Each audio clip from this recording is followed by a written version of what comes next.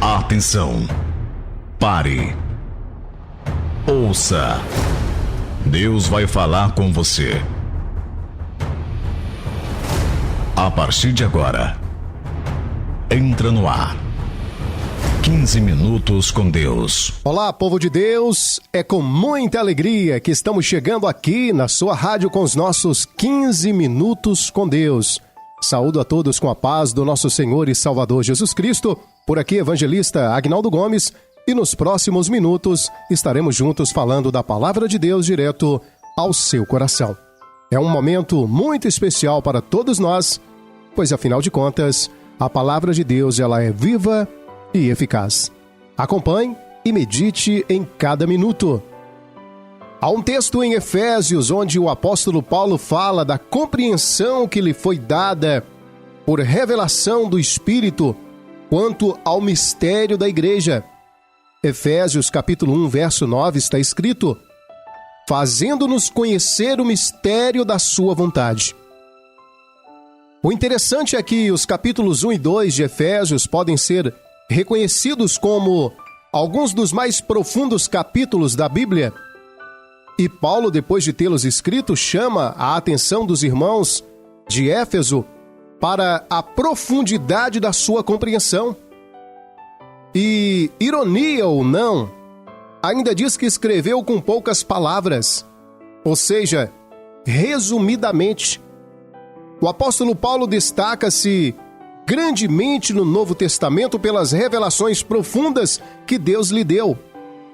E quando menciono as revelações profundas, não estou falando necessariamente acerca de experiências como visões, êxtases e arrebatamentos. Falo sobre compreensão das Escrituras. Sabemos, porém, que sua compreensão não vinha unicamente dos estudos. O estudo produz informação, mas é só por revelação do Espírito Santo que experimentamos a compreensão que é bem diferente.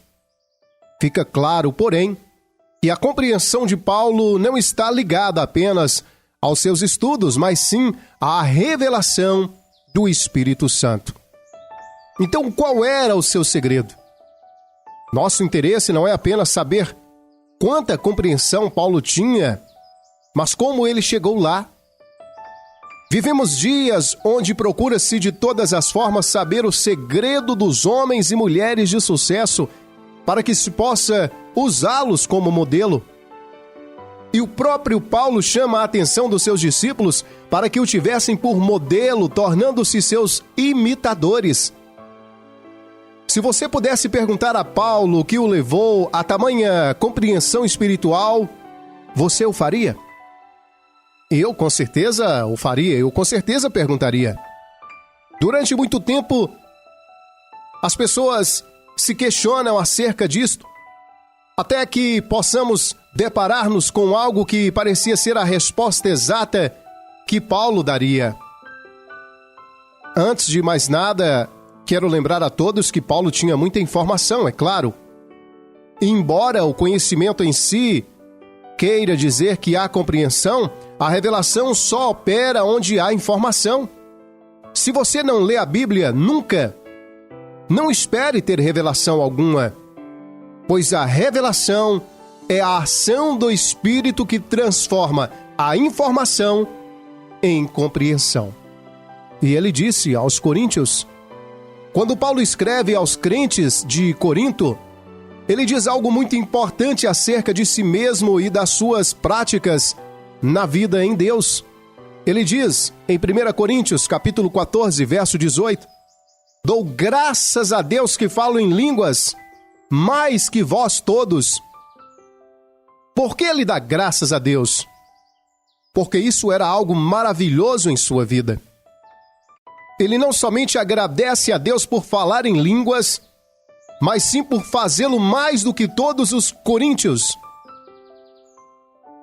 O que está em questão é o mais. Paulo usava bastante a linguagem de oração do Espírito Santo e creio que isso está intimamente ligado ao conhecimento pura revelação. O que fala em línguas edifica-se a si mesmo, ou seja, há benefícios nessa prática. não é algo dado por Deus para se perder tempo. É para edificação, crescimento. Se o apóstolo orava muito mais que todos, é porque ele tinha em sua própria vida as evidências de que era uma prática edificante e frutífera. Como é que Paulo tinha tamanha compreensão do mistério de Cristo? Como compreendia tantos mistérios do reino, sendo o homem que mais desvendou verdades para a vida da igreja? Ora, ele falava muito em mistérios com Deus, e seu espírito, ao passar horas e horas em oração, absorvia as revelações. Creio que Paulo não perdia tempo nas prisões, nas viagens. Onde quer que estivesse, ele orava em línguas. Orava mais do que todos os coríntios. Por isso, ele estava dizendo àqueles irmãos algo semelhante a isto. Se alguém que de fato valoriza a prática da oração no Espírito Santo, esse alguém sou eu. E dou graças a Deus por isso, pois por meio desta prática tenho crescido muito em Deus e na revelação de sua palavra. Ele disse isso.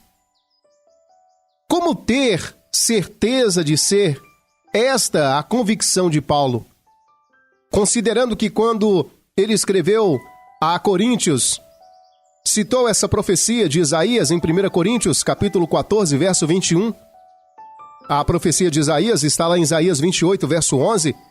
Na verdade, por lábios estranhos e por outras línguas falará o Senhor a este povo. E por inspiração do Espírito Santo, ele nos mostrou que Isaías estava profetizando acerca do falar em línguas e que este seria um meio através do qual Deus falaria ao seu povo. Ao examinarmos o contexto dessa profecia de Isaías, descobriremos vários detalhes que comprovam o que estamos dizendo. Vejamos o que está em Isaías 28, 11.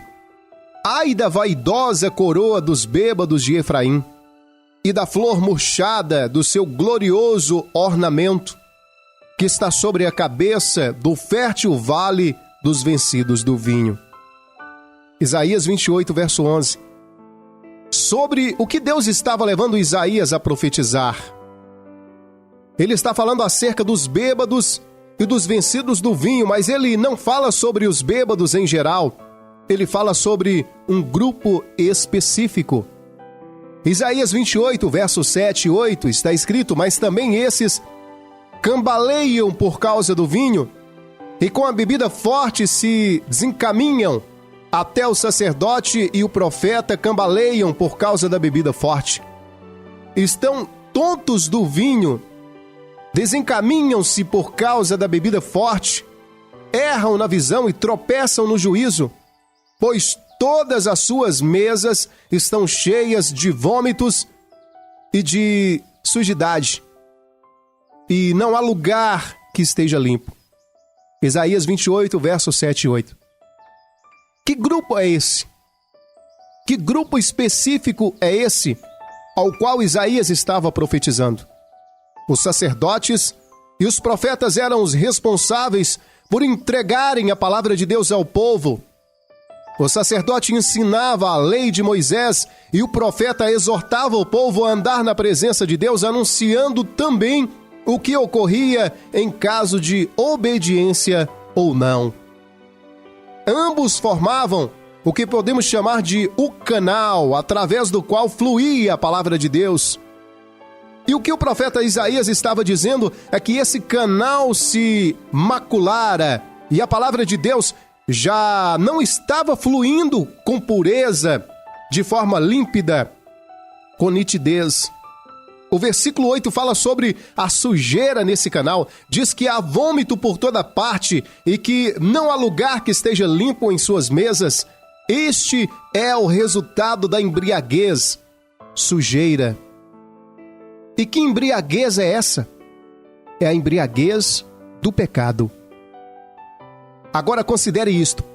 Se o sacerdote e o profeta, que eram os únicos canais para fluir da palavra, se eles estavam obstruídos, então de que modo Deus faria fluir a sua palavra?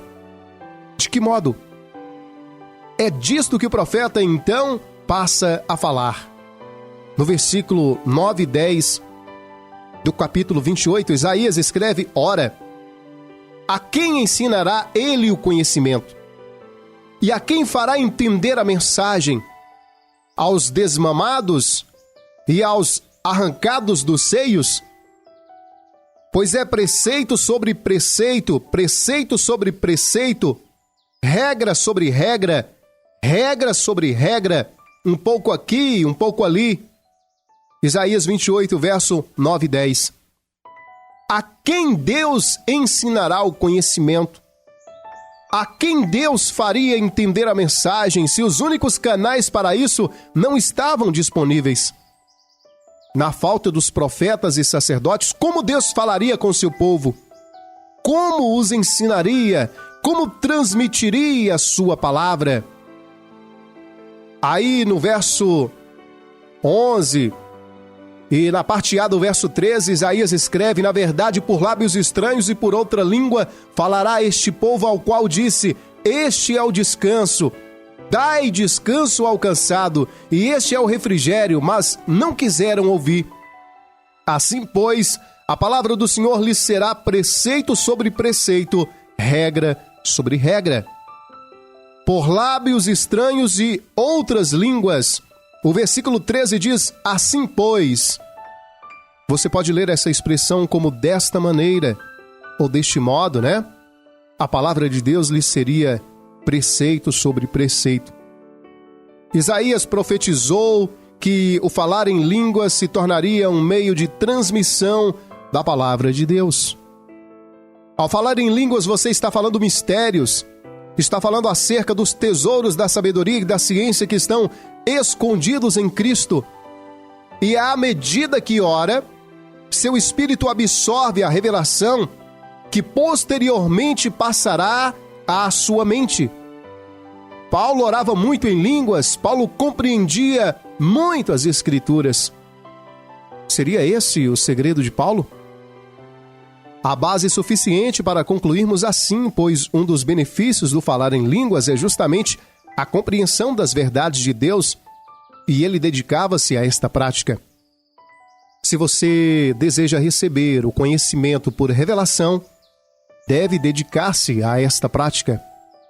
Ore no Espírito Santo e você experimentará por si mesmo o quanto isto é real. Descubra em sua própria vida que este era o segredo de Paulo e que será funcional para qualquer um que o pratique, pois é um princípio estabelecido por Deus. Amém?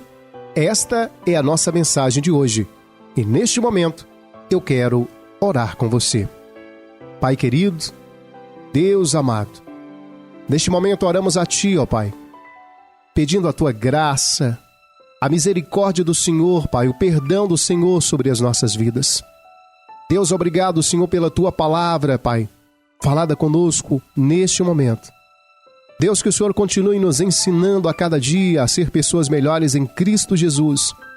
Que possamos buscar, meu Deus, mais comunhão com Ti, Pai, através da oração, para que possamos compreender os mistérios que existem, Senhor, através das revelações pela Tua palavra. Pai bendito e fiel, toma cada ouvinte neste momento em Tuas mãos, que o Senhor possa continuar fazendo o milagre, que o Senhor possa continuar fazendo a obra para a honra e glória do nome do Senhor. Deus, é o que nós Te pedimos e Te agradecemos em nome de Jesus. Amém. Glória a Deus. Obrigado pela sua audiência e companhia. Nossos 15 minutos com Deus volta na próxima edição. Fiquem todos com a paz do nosso Senhor e Salvador Jesus Cristo e até lá. Você acabou de ouvir 15 minutos com Deus.